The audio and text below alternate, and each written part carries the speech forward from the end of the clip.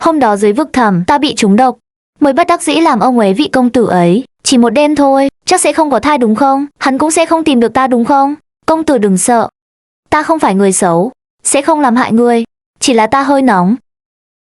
Muốn cầu xin công tử, giúp ta. Ngày mai nếu không giết được ngươi, ta thế không làm người. Sau khi rơi xuống vực được người ta cứu chẳng về, còn dây dưa với Cố Chiêu Tử nữa, mà ngày ngày nhốt mình trong Phật đường, thành tâm tụng kinh. Đến cả khi hắn tới tận nơi nói muốn ta cũng chỉ gật đầu nói một tiếng được. Bồ Tát phù hộ, Bồ Tát khai ân. Kỳ sân bán hoàng gia lần này, toàn bộ quyền quý trong triều đều có mặt. Nếu bị người ta phát hiện ta chưa cưới, mà đã ngủ với vị công tử không rõ nhà ai đó, ta chỉ còn một con đường chết. Tiểu thư, ơn trời, cô không sao.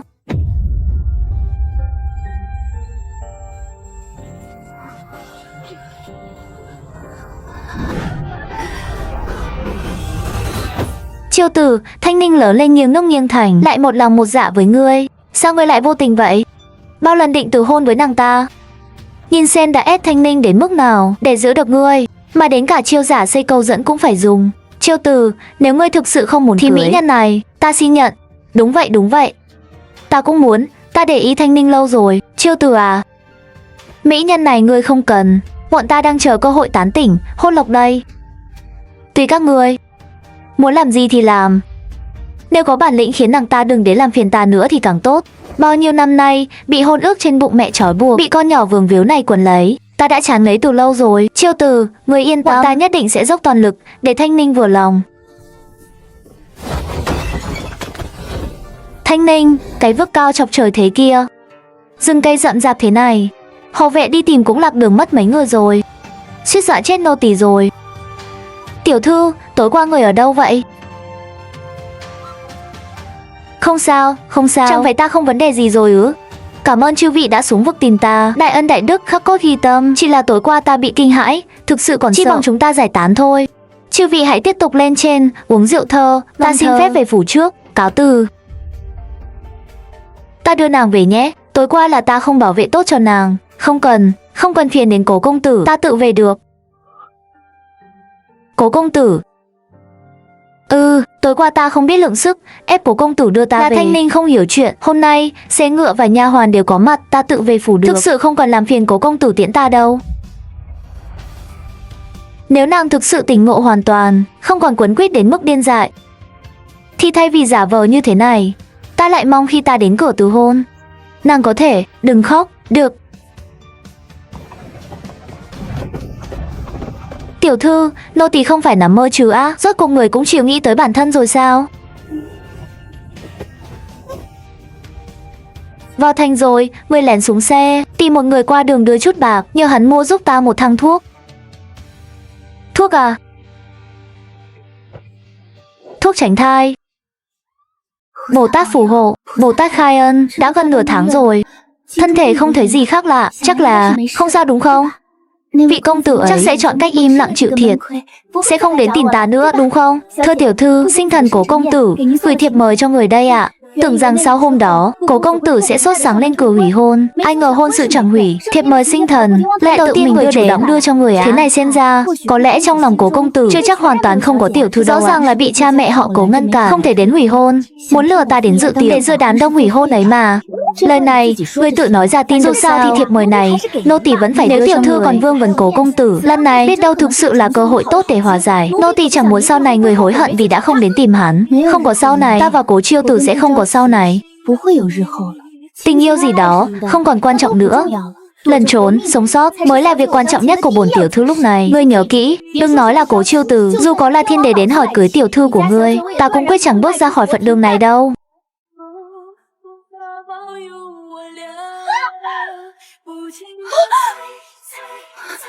Ngày mai, giờ thân bà khắc, Yêu Nguyệt Các lầu 2. Vách núi trong đêm tối, có một món nợ cần thanh toán, Ôn Huyền Thần. Lục hoàng tử Ôn Huyền Thần, kẻ nắm giữ thiết giáp kinh đô, uy quyền khắp triều đình đó ư? Ôn Huyền Thần, cả nửa tháng nay, Bồ Tát ơi, người chẳng phù hộ được tí gì cả. Nhờ phúc của Thẩm tiểu thư, tối hôm đó ở Tây Sơn, bản vương vừa trải qua một trận huyết chiến, vốn đã bị thương nặng. Thẩm tiểu thư lại bất ngờ tập kích, khiến thương càng thêm nặng. Về kinh, ta nằm dưỡng thương đủ nửa nên kéo dài đến tận hôm nay mới tìm Thẩm tiểu thư tính sổ. Ngày mai nếu không giết được người, ta thề không làm người. Chẳng biết nửa tháng nay, Thẩm tiểu thư đã nghĩ ra cách báo đáp bản vương chưa? Tối hôm đó, thần nữ bị người hãm hại, vô tình mạo phạm vương gia, tội đáng muôn chết. Cúi xin vương gia tha cho thần nữ một lần. Sau này bất cứ lúc nào vương gia cần, thượng thư phủ nhất định sẽ tận lực tường trợ. Nghe cũng có vẻ tốt đấy. Chỉ có điều, phụ thân của nàng đã từng công khai ủng hộ tam ca của ta trước triều đình. Thẩm tiểu thư lại dựa vào đâu để ta tin rằng thân phụ nàng sẽ thành tâm đổi phe, đứng về phía bản vương? Chẳng lẽ dựa vào một cái miệng của nàng? Thế vương gia muốn thế nào? Liên hôn? Nếu bản vương cưới Thẩm tiểu thư, thì phụ thân nàng đương nhiên sẽ đứng về phe bản vương. Không cần chứng minh gì thêm, điều này đủ đáng tin rồi. Bản vương còn nghe nói Thẩm tiểu thư đã đính hôn với cố công tử. Hơn nữa, nửa tháng nay ta thấy Thẩm tiểu thư dường như chưa có ý định hủy hôn, định sau khi cưỡng bức bản vương xong thì vẫn gả cho cố chiêu từ đấy à? Nếu vậy thì bản vương cũng không tiện miễn cưỡng. Ta muốn hủy hôn, nhưng cả nửa tháng nay ta chẳng dám bước chân ra ngoài. Thì hủy hôn kiểu gì? Nhưng ta càng sợ gả cho Ôn Huyền Thần hơn. Xưa nay kẻ cướp mối thất bại không thể ra. Hôm nay Thẩm tiểu thư không nghĩ ra cách đền đáp bản vương rồi. Vậy thì cứ theo cách của bản vương mà thanh toán món nợ oan nghiệt tối hôm đó. Thế nào? Người đâu? Thuộc hạ của ta đã trả tất cả các tiệm thuốc, không phát hiện ra Thẩm tiểu thư mua thuốc tránh thai. Sao thế? Thẩm tiểu thư quá tự tin, hay là cứ khăng khăng rằng đêm ấy sẽ không thể có thai? Thần nữ uống rồi ạ. Thần nữ nhờ người mua thuốc hộ. Thẩm tiểu thư có uống hay không thực ra cũng quan trọng. Bản vương không cho phép nàng mang cốt nhục của ta đi gả cho kẻ khác. Vậy nên đánh cược một ván thế nào? Nếu Thẩm tiểu thư không có thai, chuyện tối đó sẽ coi như chưa từng xảy ra. Ta còn sẽ đích thân tặng Thẩm tiểu thư và công tử một phần lễ cưới. Nhưng nếu bắt Mạch Gia có thai thì sao? Giết cả mẹ lẫn con. Hôm nay cả hai cùng xuống hoàng tuyền, không cần bắt mạch nữa. Thần nữ ngày mai sẽ đến phủ họ Cố hủy hôn, rồi chờ vương gia tới cửa hỏi cưới.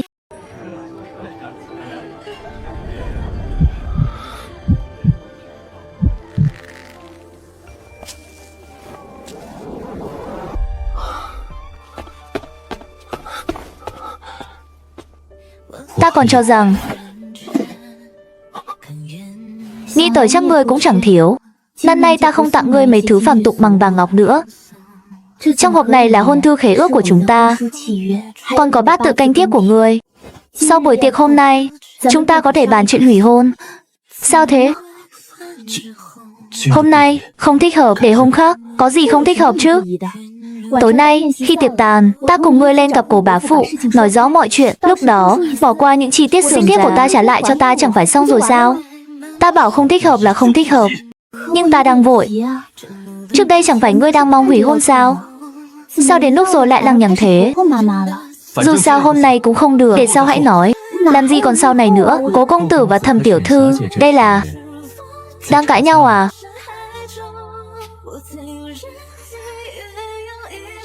Thần nữ bái kiến hai vị hoàng tử. Thẩm tiểu thư không cần đa lễ. Lần trước, trong yến hội của bản vương Thẩm tiểu thư bị người hãm hại, đáng lẽ bản vương phải bồi tội với nàng mới đúng. Kẻ hôm đó định đỡ ta lên xe ngựa đưa đi là con trai của Thái Thùng Tự Khanh Thái Hằng. Hắn chính là người trong phe Tam hoàng tử. Buổi yến hội tối đó ngay từ đầu đã nhắm vào ta rồi. Hồng Môn Yến, Tam hoàng tử định dùng thứ thủ đoạn hạ lưu hạ dược này ép ta mất trinh để cải giá, nhằm tiếp tục khống chế cha ta. Hắn bây giờ công khai nhắc lại, rốt cuộc muốn làm gì? Xem bản vương này là náo động của thực ngại quá. Bản vương vô tình quấy rầy chư vị cao hứng. Chỉ là vừa nãy bản vương có nghe thoáng qua, hình như Cố công tử và Thẩm tiểu thư đang cãi nhau về chuyện hôn, có chút lo lắng. Tối đó trên yến hội của bản vương bị kẻ khác bỏ thuốc hoan hợp Cố công tử vì thế mà để bụng, nên ta mới lên tiếng khuyên can một chút. Rốt cuộc tối đó cũng chẳng phải lỗi của Thẩm tiểu thư. Thuốc hoan hợp tán chẳng phải là tình dược sao? Thẩm Thanh Ninh, chẳng lẽ nàng ấy đã thất tiết trước khi cưới rồi à? Ngươi có nghe thấy ai trúng hoan hợp tán mà không cần đàn ông, tự mình chịu đựng đúng không? Chẳng phải ngươi nghe Tam hoàng Cố chiêu từ đang nói với cô ấy chuyện hủy hôn sao? Ta thấy chắc chắn là đã thất tiết rồi. Nhà họ Cố chẳng lấy giày rách đâu. Nói thế, ta mới nhớ ra chúng ta tìm thấy Thẩm Thanh Ninh. Nàng ta hốt hoảng từ trong rừng chạy ra, quần áo trên người xộc xệch, quả thực có vấn đề.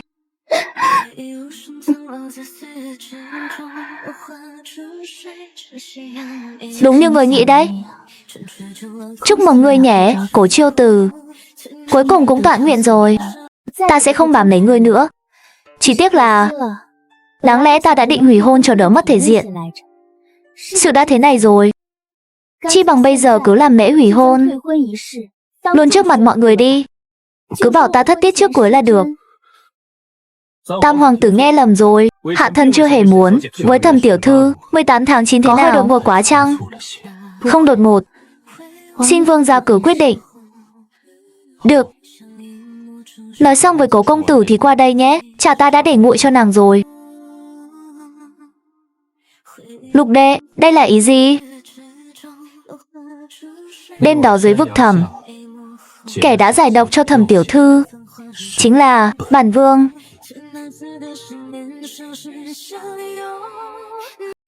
Lục đệ à, lời này không thể đùa được đâu. Hôm đó đệ đâu có đến Trường Sa, thì làm sao có thể ở dưới vực cứu được Thẩm tiểu thư. Dù đệ có muốn giữ gìn thanh danh cho Thẩm tiểu thư thì cũng phải nghĩ đến thể diện của hoàng gia chứ. Tam ca quản hơi rộng rồi đấy. Tối hôm đó là việc riêng của ta và Thẩm tiểu thư, chỉ cần Thẩm tiểu thư xác nhận là đủ. Tam ca có tin hay không? Hình như chẳng quan trọng lắm nhỉ. Nếu nghi ngờ thì đừng có nhiều lời. Tự đi mà cha. Cha cho kỹ xem tối hôm đó rốt cuộc có phải là ta hay không. Ngày mai ta sẽ tới cửa hỏi cưới. Hôm nay giải quyết xong được không? Được. Không. Không giải quyết được.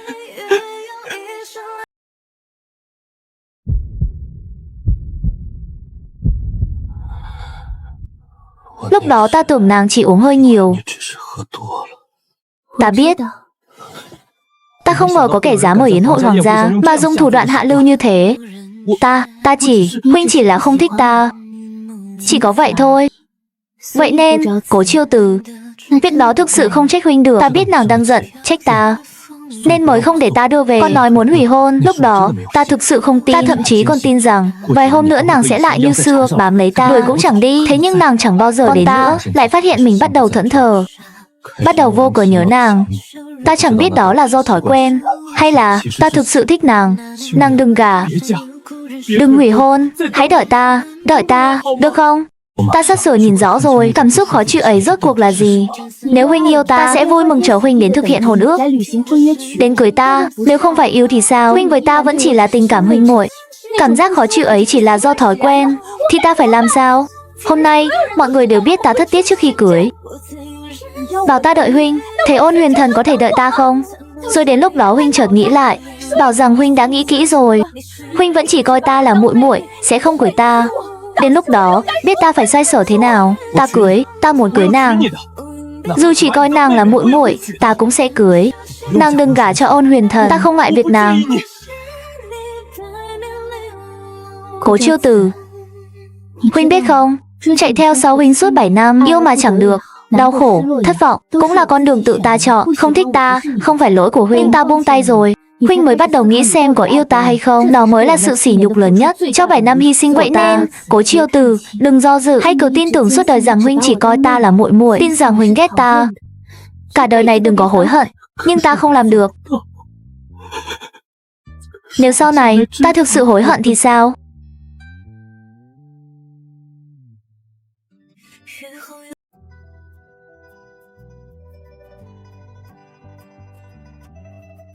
Nếu không nhờ có mấy hạ nhân người cử đến giúp đỡ, chắc hôm nay thần nữ chẳng thể ra ngoài chơi được.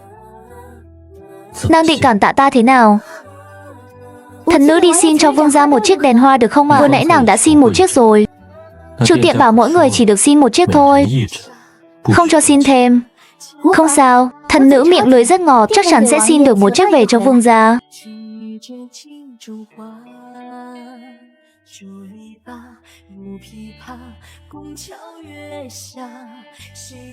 Lễ vật bảo đáp, quả thực rất ngọt.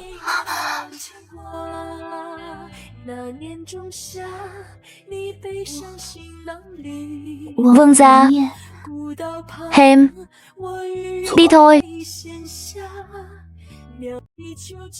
Mặc nhiên, tiểu thư nhà cô vừa đỏ mặt đúng không? Lúc trước chẳng phải rất gan à? Ông lấy vương gia nhà tôi rồi bảo công tác muốn hôn chàng còn gì.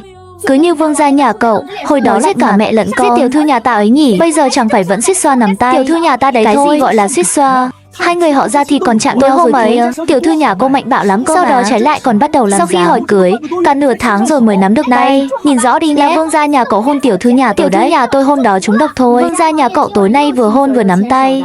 Sao? Cũng trúng độc à? Vương gia nhà ta là đang vun đắp tình cảm, hai người họ sắp thành phu thê rồi, lẽ nào còn phải như người dưng? Thanh Hàn, võ nghệ cao cường, ta đâu thể quản hắn, rõ ràng chẳng cố ý.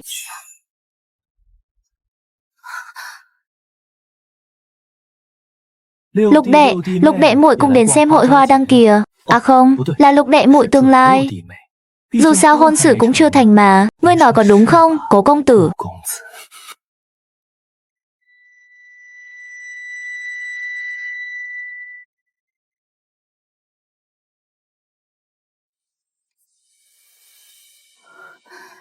Bệ hạ ngày càng suy yếu, nay đại hạn chắc chẳng còn xa, cuộc tranh đoạt sẽ sớm phân thắng bại. Cố Chiêu từ lúc này còn nhảy vào, điên rồi chắc, nếu chẳng phải con bị ép gả cho Ôn Huyền Thần, cha cũng chẳng phải đối mặt sinh tử. Trên triều, mỗi bước đều thấp thỏm lo âu. Thanh Ninh, việc triều chính không đơn giản như con nghĩ đâu. Cha chọn Ôn Huyền Thần, cha đã có tính toán riêng, chẳng phải hoàn toàn vì con đừng tự trách. Chỉ là Cố bá phụ của con, mong con giúp đi khuyên Cố Chiêu từ. Em rằng bây giờ chỉ có con mới khuyên nổi đứa trẻ đó. Cố Chiêu từ vốn trầm mặc kín đáo. Tam hoàng tử trước đây lôi kéo nhiều lần đều không thành, lần này tự nhiên đổi ý về phe Tam hoàng tử. Cô bá phụ hỏi mãi cũng chẳng ra nguyên do, chỉ biết là hắn đổi ý, đồng ý hợp tác với Tam hoàng tử vào cái ngày hội hoa đăng ấy.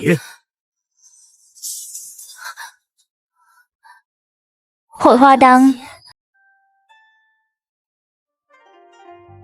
Khoảnh khắc Ôn Huyền Thần hôn nàng, chưa lúc nào ta hiểu rõ một điều đến vậy. Ta muốn giết hắn. Ta muốn cướp lại những điều đáng lẽ phải là ta cùng nàng làm. Thế nên khi Tam hoàng tử nhắc rằng ta đã động lòng, ta đã chấp nhận hợp tác với hắn.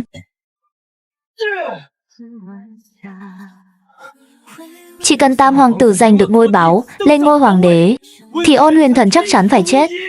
Hôn ước của nàng và hắn sẽ không còn giá trị. Hỏi cưới thế nào, này cưới ra sao, tất cả đều sẽ không còn. Thanh Ninh, ta đã nhìn rõ, ta đã nghĩ kỹ. Lòng ta hướng về nàng, ta thích nàng. Vẫn còn kịp. Nàng vẫn chưa gả cho hắn, mọi chuyện đều còn kịp. Đây là bát tự cánh tiếp của nàng, lúc đó ta chưa trả. Hôn ước của chúng ta vẫn còn, đợi mọi chuyện kết thúc, chúng ta sẽ thành hôn. Chúng ta vẫn sẽ như xưa, không? Trước đây ta đối xử với nàng không tốt, sau này ta sẽ bù đắp gấp trăm lần, bù đắp cho những ngày tháng ta đã lạnh nhạt với nàng. Cố Chiêu từ, chúng ta đã thối hôn rồi. Vị hôn phu của ta bây giờ là Ôn Huyền Thần. Thế nhưng hôn ước của chúng ta còn đó. Tất cả những gì Ôn Huyền Thần đang có, đáng lẽ phải là của ta.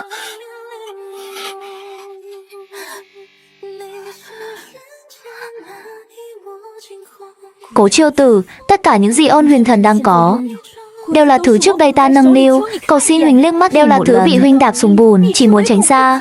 Chẳng phải sao? Xin hỏi bây giờ huynh đang làm gì đây? Quỳ gối hôn ước mà huynh từng mơ ước thoát khỏi. Huynh lấy can đảm đâu mà tham gia đoạt vị? Chuyện đoạt vị liên lụy đến cả tính mạng của toàn tộc. Cha ta ở ghế thượng thư, thần bất so kỷ. Thế nhưng Cố bá phụ không cần phải thế, gian nan giữ vững lập trường trung lập bao nhiêu năm, vậy mà đến lúc mấu chốt nhất lại bị huynh phá hủy tất cả. Huynh điên rồi à? Từ khoảnh khắc ta rơi xuống vực, chúng ta đã không thể quay lại được nữa. Chiêu từ, huynh đừng xen vào nữa, rút lui khi còn kịp đi. Cho dù cuối cùng Tam hoàng tử có thắng, Ôn Huyền Thần có chết, thì ta cũng sẽ cùng chết với hắn, quyết không hối hận.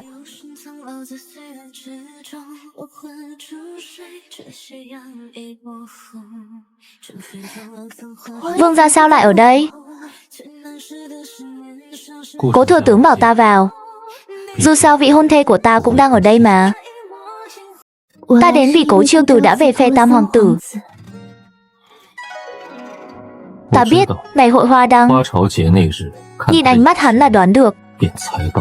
Chàng đoán được từ lâu. Vậy sao không ngăn cản, hay ứng phó trước? Vì như thế cũng tốt. Có hắn ở cạnh Tam ca, thì sau này dù ta có thất bại, ít nhất nàng vẫn an toàn. Đi thôi. Giờ thì ai đó nhìn rõ rồi chứ? Là vương gia nhà hắn thích tiểu thư nhà ta hơn chưa? Đến cả mạng cũng liều vào đó, chỉ để trêu lại một đường lui. Trời ạ, cô không nghe thấy tiểu thư nhà cô vừa nói với cố công tử đấy á? Vương gia nhà tôi mà thua, cô ấy sẽ cùng chết. Thế thì tiểu thư nhà tôi nhất định là vì nghĩa. Mà thôi, dù sao cô ấy cũng thích cố công tử bao nhiêu năm. Vương gia nhà cậu có 3 tháng, sao có thể nhanh thế mà yêu sâu đậm được? Vương gia, người có nghe qua Tương Kiến Hận Vãn, Nhất Kiến Trung Tình chưa? Hay là Nhật Cửu Sinh Tình, Lai Nhật Phương Trường? Lai Nhật Phương Trường? Hay là Trì Thác Tửu Cải, Sa Mạc Đại Yên gì đó? Vương gia, đừng đi nhanh thế chứ, chân ta ngắn, đuổi không kịp.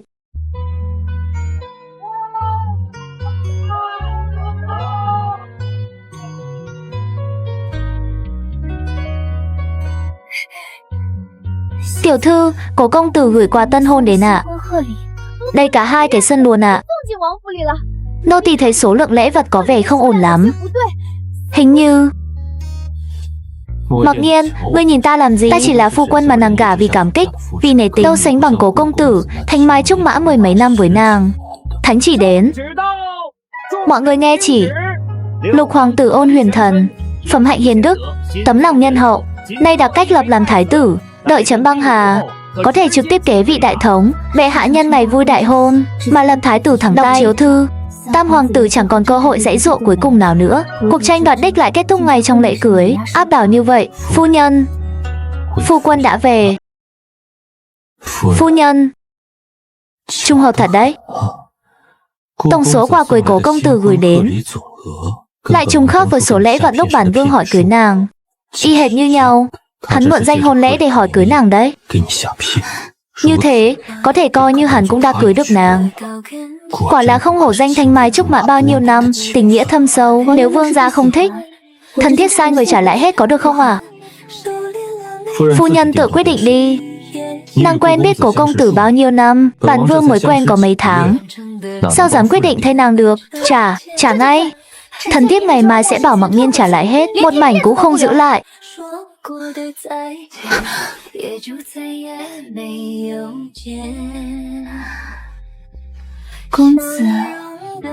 Thiếp hơi mệt, có thể mượn phòng ngủ của chàng một chút không? Hay là mượn chàng ôm một cái cũng được.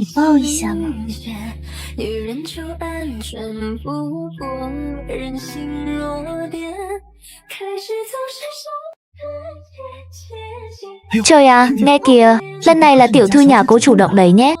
Vương gia nhà tôi, vương gia nhà cậu lần này không bị thương chứ? Chẳng phải cũng chịu khuất phục rồi đấy thôi. Có vẻ thực sự thích tiểu thư nhà cô thật rồi. Thắng rồi. Nhưng mà tiểu thư nhà tôi hình như cũng hơi có chút thích vương gia nhà cậu đấy. Vậy tôi cũng thắng rồi.